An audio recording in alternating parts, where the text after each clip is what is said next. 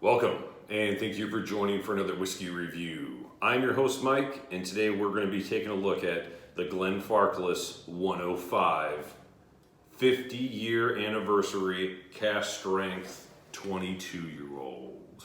Bang! Wasn't an easy bottle to get. Wasn't easy or cheap bottle to get.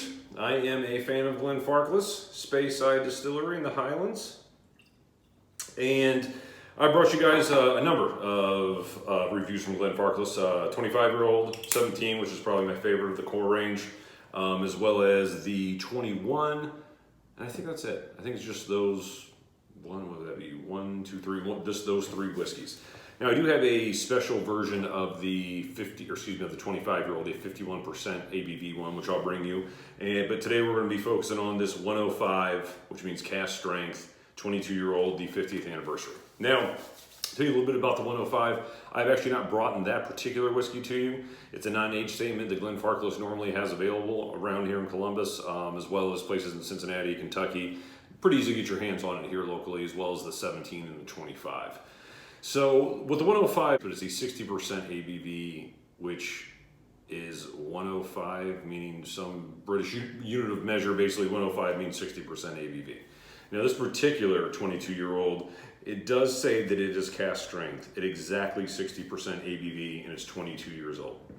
So what I heard they did for this special 50-year anniversary of the 105, what they did was marry casks together until they came up with that 60% ABV. So while the youngest whiskeys in here are 22 years old, very possible that there are older whiskeys inside of this to bring it down to that 60% ABV.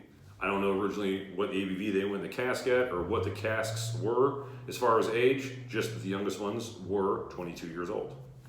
Now, the 105, I'll just tell you a little bit of history about it.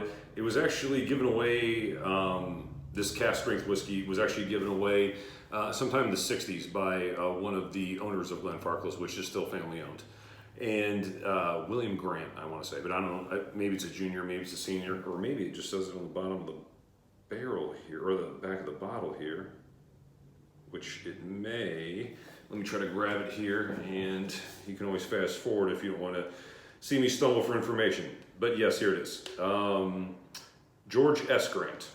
It says he fills the bottles for Christmas, gave it to his employees, where most of the whiskeys were bottled at 40% ABV. He bottled this one at 60%.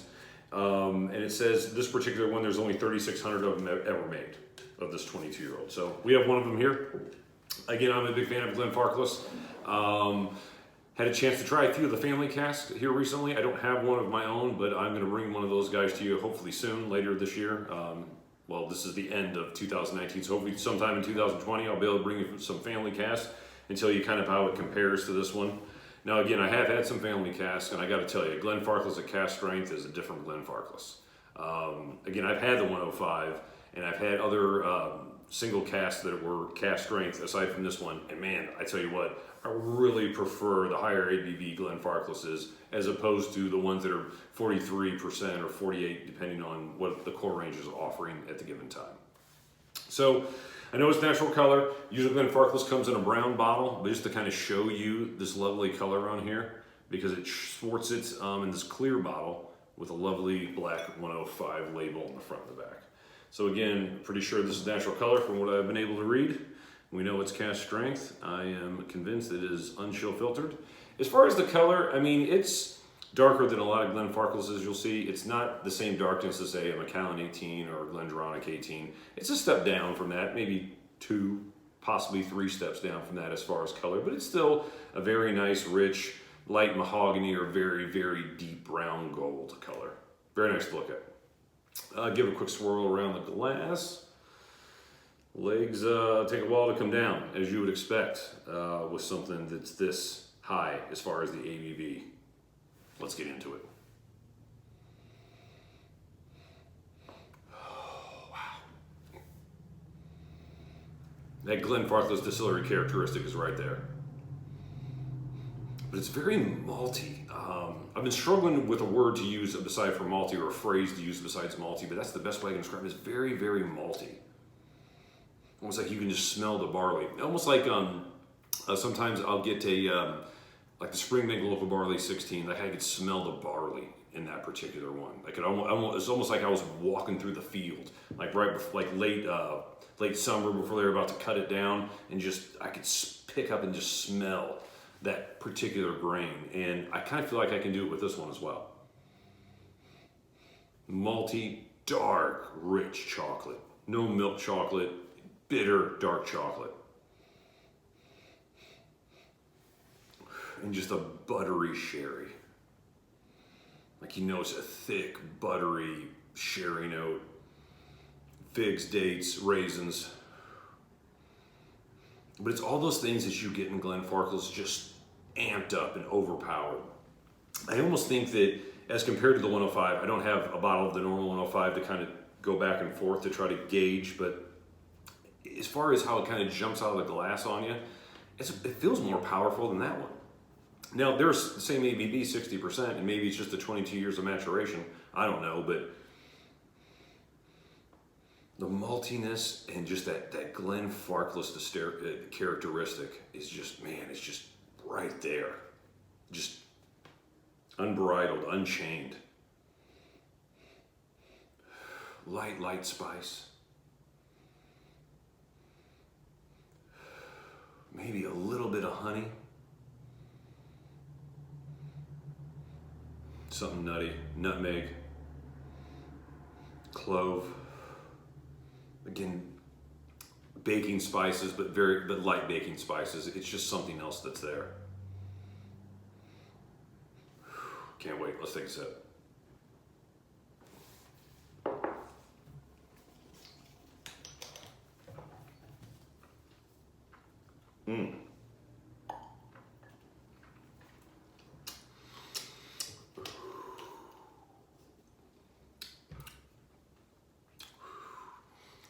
Honey and cinnamon at the forefront, along with that dark sherry note. I never really gotten a lot of honey from a Glenfarclas before. Usually when I think honeyed whiskey, I think Balvenie.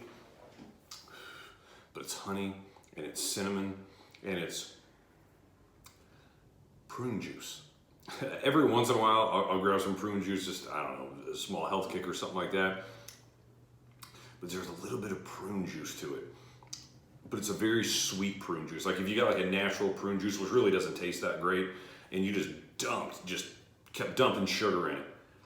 It's that type of prune juice. Like the prune juice is there, but it's a very sweet prune juice, which would normally defeat the purpose of prune juice, but it's there. And then on the linger, oak, spice. That spice is clove and a little bit of cinnamon.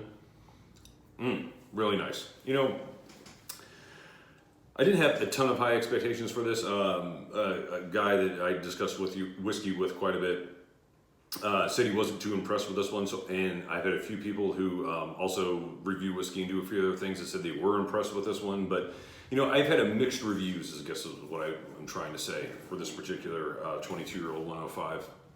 So really, I went in here with not a high expectation and not really a low expectation. I figured I'd get something quality, but maybe not blow me away.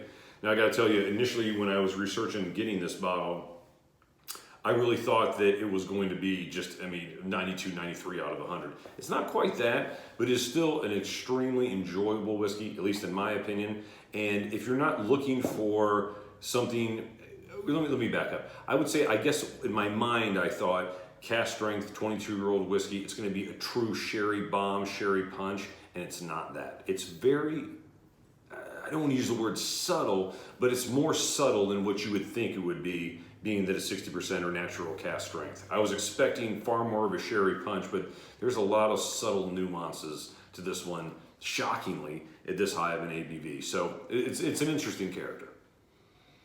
Again, if you're a Glenfarclas fan, and I am, definitely think you should get your hands on this particular bottle. If you are a fan of just really punchy sherry whiskeys, like if you're a fan of the old Macallan cast strength, the Aberlour Abanaz, the Glendronach single cast, the Allardyce, the Parliament, it's not the dark, rich sherry that some of those whiskeys are. It's very Glenfarclas. I don't know how else to really say it. There's a lot of that Glenfarclas characteristic in here. It is very Glenfarclas as far as some of the subtleties, if you take your time with it. And really, I've had this bottle for about half a year or so. I've drank it down quite a bit. but this is one I am really anxious to see what it will do after a year or so when you've had, a third of the bottle gone and it really has a lot of time to interact with the air. So I would say I'm probably roughly a quarter of the way down through the bottle.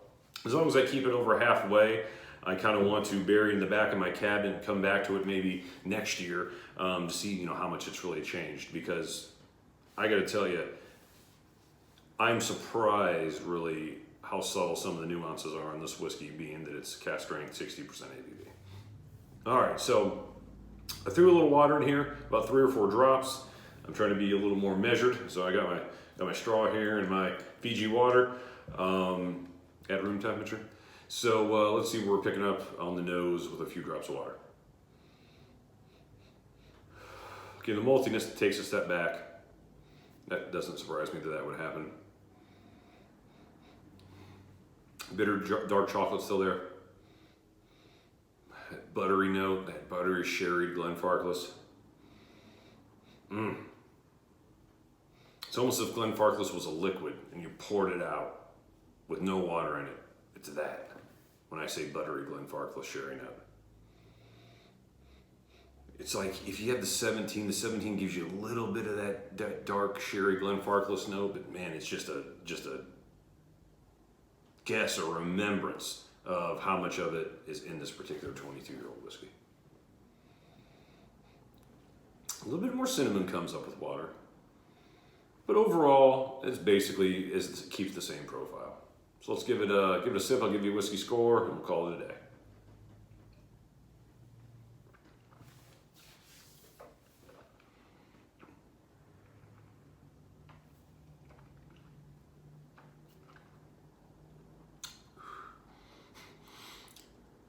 Never had that much honey in a Glenfarclas.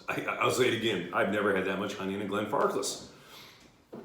Honey, red hot cinnamon, cinnamon burnt on fire. It's almost like the cinnamon, like there was a river of honey. The cinnamon was on fire. It kind of just came down, went in the river. You ever see Willy Wonka in the Chocolate Factory? Imagine the chocolate river is honey, and the kid who fell into it was cinnamon that was candied and lit on fire. It's like that. And prune juice, sugary prune juice. It's unique. It's unique. A lot of subtleties here. I might revisit this in a year or so and bring it to you guys again when I've had a chance to open up a little bit more. I've had a little more time to spend with it. Not that I shortchanged the experience. I probably sat down with this 3 different times and spent a good 45 minutes with my first drams, really trying to pick apart the notes. But it's an interesting one. Really is. 91 out of 100. It's not a sherry bomb like you'd think it would be.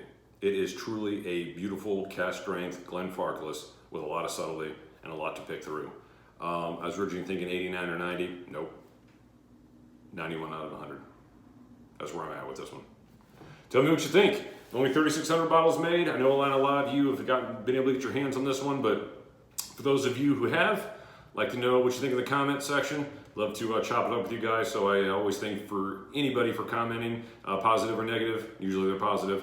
Tell me what your thoughts are on the whiskey so that way we can have a good conversation.